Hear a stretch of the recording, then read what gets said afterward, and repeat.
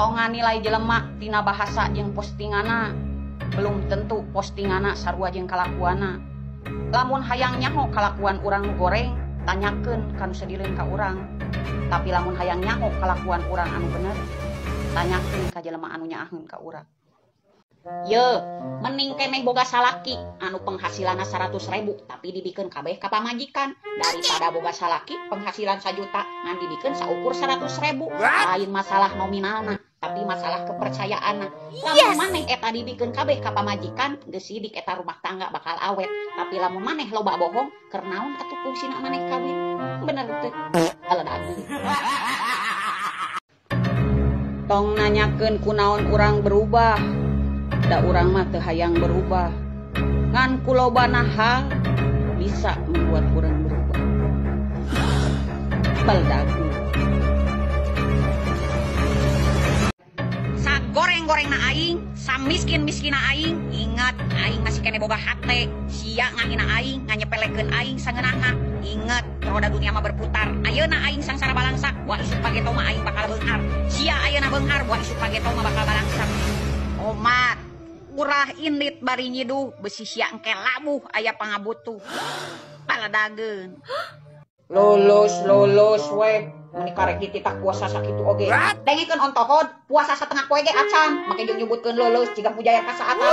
Yeuh barina oge wajar kira oge dititah nahan lapar maneh teh puasa teh lain dititah nahan napas. Coba lamun maneh dititah nahan napas puasa teu kumaha paladageun. Murahan teuing urang kudu saingan jeung mantan maneh mah. Sakirana masih keneh saling suka pada suka, baralikan deui we teu kudu loba drama. Bagong paladageun.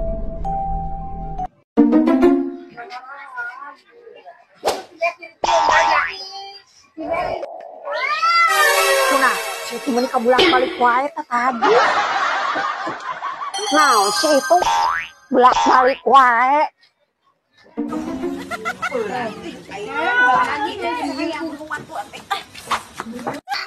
Boga lalaki arareumeuh. Saingan bolak-balik si eta. Ai TV kabeuli ari hutang diangkat. Cek. Nah, barang meuli teh mereka diakut ku sorangan. Heueuh nyeta ieu anu ngakutana ngan saurang dagan supir hungkul jadi we ku urang di sokotana.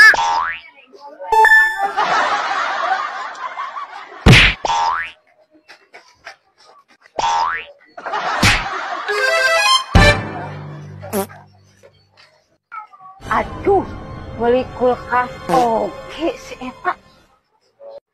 Ku aing mah ayeuna hutang lagi tapi entau ya. Aduh, seneng sih kapanasan ye. Ingikeun besti, ngaranna ge minantu. Lamun urang barang bere kanu jadi mitoha, ngadak-ngadak mitoha teh jadi judes, ngadak-ngadak mitoha jadi jahat. Keun bae, ulah jadi pikiran. Da urang mah hirup nepikeun tanggung teh jeung anakna. Da urang mah ditanggung jawab daharna naonna teh ku anakna, lain ku mitoha. Ye, ulah ngimpi hayang jadi minantu nu spesial, ulah ngimpi hayang jadi ipar nu terbaik. Angger tempo aya masalah rumah tangga urang jeung anakna mah ye, nu disalahkeun mah minantu. Sok coba contoh nu kitu teh ye. Ladageun. Dengekeun Asia Besti. Wanita cantik Asia bisa dibeli. Wanita matre bisa dicari. Tapi awewe Asia anu pinter gegero. WC menergen kenteng Asia nu artang kalapa. Oh ada iwati aing. Aslina Asia. Atuh iwati aing nggak bisa ngagali sumur oge ye. Bisa ngahirupkeun anu keur paeh ge bisa ye. Aslina pokona. Hirup mah kudu bersyukur, kan bae jadi jelema sangsara ge, teu boga harta, teu boga banda, nu penting mah halakur jeung dulur. Ayeuna jadi jelema beunghar, harta loba, banda loba, jeung dulur teu akur. Parebut harta, paloba-loba banda, pahawak-hawak warisan. Kan eta teh aturanna jeung dulur jadi teu akur, jeung dulur jadi teu wawuh, jeung dulur jadi teu bisa nyaah. Eta teh gara-gara harta jeung banda. Yeuh, sedengkeun warisan mah aturanna awewe jeung lalaki mah beda.